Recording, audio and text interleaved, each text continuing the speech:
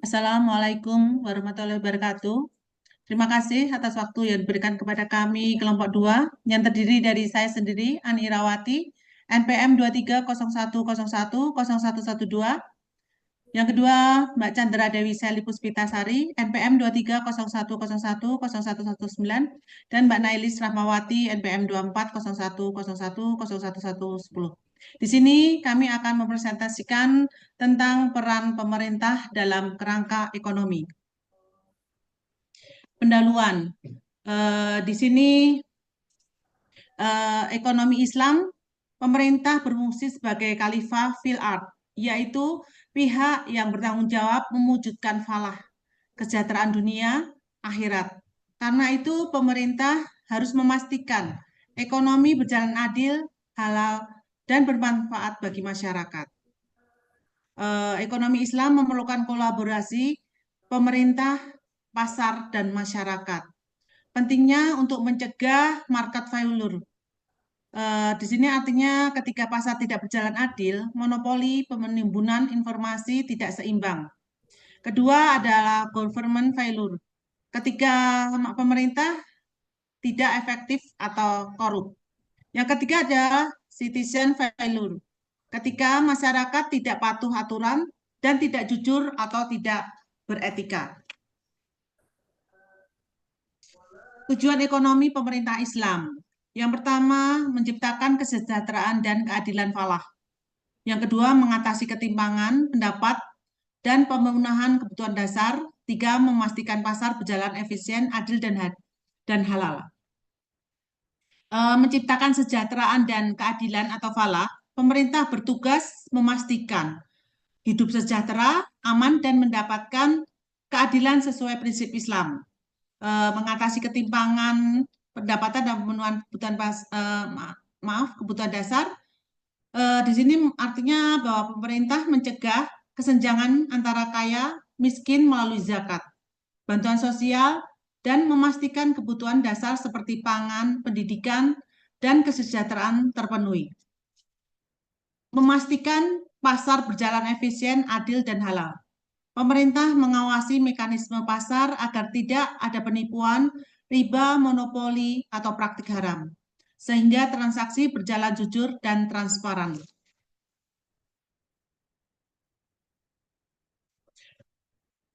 Sistem rasionalisasi politik Islam, monarki atau nafsu penguasa, kekuasaan terpusat pada satu orang sehingga kebijaksanaan mudah dipengaruhi. Kepentingan pribadi atau hawa nafsu penguasa. Demokrasi atau akal manusia, keputusan biasanya diambil berdasarkan suara manusia, tetapi tetap terbatas oleh subjektivitas, kepentingan kelompok, dan tidak selalu menghasilkan keadilan. Sistem Islam atau akal wahyu, kebijaksanaan dibuat menggunakan akal tetapi tetap dibimbing wahyu, Al-Quran, dan Sunnah, sehingga lebih terarah, adil, dan selaras dengan prinsip syariah Islam. Ruang lingkup pemerintah Islam. Kemaslahatan, dunia, stabilitas, ekonomi, kebutuhan dasar terpenuhi. Di sini melalui dari stabilitas ekonomi sampai memastikan kebutuhan pokok harus terpenuhi. Kemaslahatan akhirat, memastikan semua aktivitas ekonomi itu halal, melarang riba, dan distribusi harta merata. Semua ini harus mengacu pada Mashid Syariah, yaitu tujuan tertinggi syariat menjaga agama, jiwa, akal, keturunan, dan harta. Selanjutnya akan diteruskan oleh Mbak Nailis. Monggo Mbak Nailis. Terima kasih Bu Ani.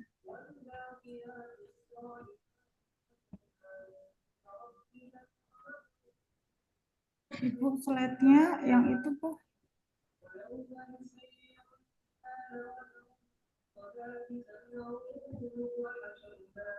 Ya, ini Ibu. Tadi batasan ruang lingkup pemerintah. Izin melanjutkan Ibu. Batasan ruang lingkup pemerintah. Sejauh mana sih pemerintah boleh ikut campur permasalahan duniawi, mulai dari stabilitas ekonomi sampai memastikan kebutuhan pokok terpenuhi. Dua, kemaslahatan akhirat, memastikan semua aktivitas ekonomi itu halal, melarang riba, dan distribusi harta merata.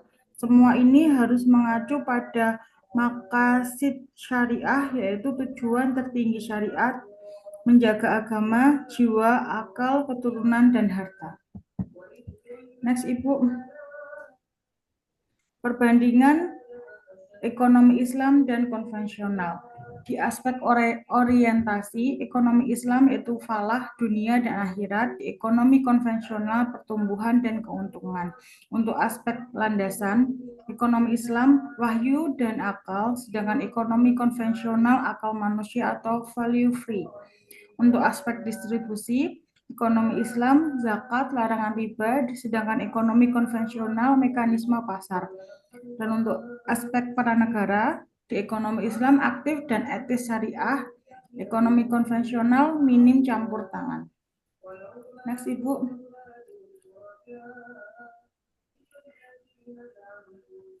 Tiga jenis fungsi pemerintah menurut Sidik. Menurut Sidik ada tiga fungsi pemerintah. Satu, permanen. Fungsi yang wajib ada selamanya seperti pertahanan, hukum, keadilan, dan penyediaan kebutuhan dasar.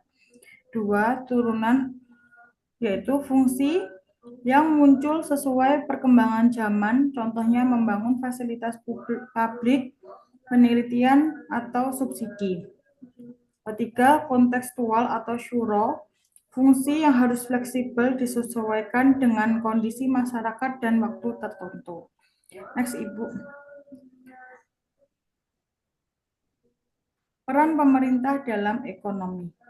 Satu, melakukan pengawasan ketat atau hisab terhadap semua aktivitas ekonomi.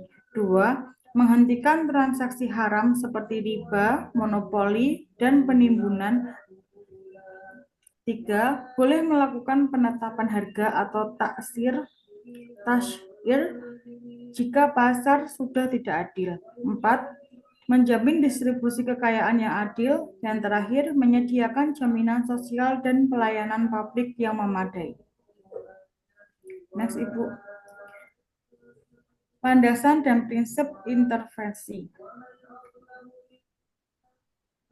Landasan hukumnya jelas di Quran Hadis An-Nisa ayat 4, taat pada ulil amri. Prinsipnya, enggak boleh menghalalkan yang haram dan enggak boleh merugikan kepentingan umum. Rasionalnya, karena pemerintah mengemban amanah Allah atau khalifah dan memiliki kewajiban kolektif atau fardu kifayah untuk mengatasi kegagalan pasar. Next, Ibu. Lembaga pendukung ekonomi syariah di Indonesia. Ekonomi syariah di Indonesia didukung banyak lembaga kuat yang diatur oleh pemerintah. Satu, BI dan OJK mengatur bank dan pengawasan keuangan syariah. Basnas atau LAS dan BWI, yaitu lembaga sosial keuangan yang mengelola zakat dan wakaf. DSN dan MUI, yaitu fatwa dan kepatuhan syariah. Kemudian terakhir Kemenkes, yaitu mengembangkan ekosistem halal dan UMKM. Kemudian fungsi ekonomi menurut KAF. Menurut KAF, fungsi ekonomi pemerintah dapat diringkas sebagai berikut. Satu, menegakkan keadilan dan memberantas ketidakadilan. Dua, menjaga keamanan jiwa dan harta. Tiga, memastikan pasar berjalan dengan etika bisnis yang baik. Empat, mengelola aset publik yaitu Baitul Mal, menjamin pelayanan dan jaminan sosial. Presentasi selanjutnya akan dilanjutkan dengan Mbak Seli. Monggo Mbak Seli. Selanjutnya, atas dan Al-Jabari, penetapan harga. Idealnya harga di pasar itu bebas. Tapi jika ada kondisi darurat, pemerintah wajib intervensi. Pertama, harga mengikuti mekanisme pasar. Itu pemerintah hanya intervensi bila jika terjadi monopoli atau distorsi parah. 2.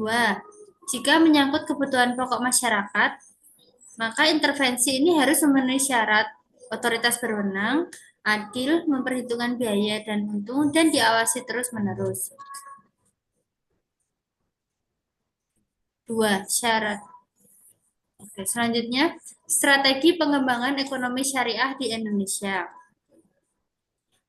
Pemerintah ini memiliki 4 strategi utama untuk memajukan ekonomi syariah. Yang pertama, halal value chain. Fokus pada produk halal, yaitu makanan, fashion, bisa pariwisata, farmasi. Lalu yang kedua, keuangan syariah. Dengan menguatkan bank syariah, vintage, integrasi ZIS-WAF, dan sistem fiskal. Yang ketiga, UMKM, yaitu memberikan edukasi, pembiayaan, database, literasi. Dan yang keempat, ekonomi digital syariah, yaitu membuat marketplace halal, startup, traceability produk halal. Selanjutnya, studi kasus pertama, ekonomi syariah dan digitalisasi, Indonesia Maju 2045. Sektor syariah kalau digabung dengan digitalisasi bisa menciptakan peluang ekonomi dan yang lebih inklusif.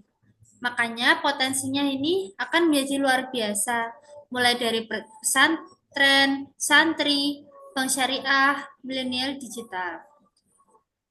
Studi kasus yang kedua, yaitu usulan Basnas agar zakat dijadikan wajib dan dipotong secara otomatis. Tujuannya apa? Tujuannya untuk membuat zakat ini agar lebih sistematis. Jika berhasil, maka potensi zakat naik drastis menjadi 1,57%. Jadi 3,4% PDB. Hal ini membutuhkan integrasi yang kuat antara UU Zakat, pajak, dan OJK.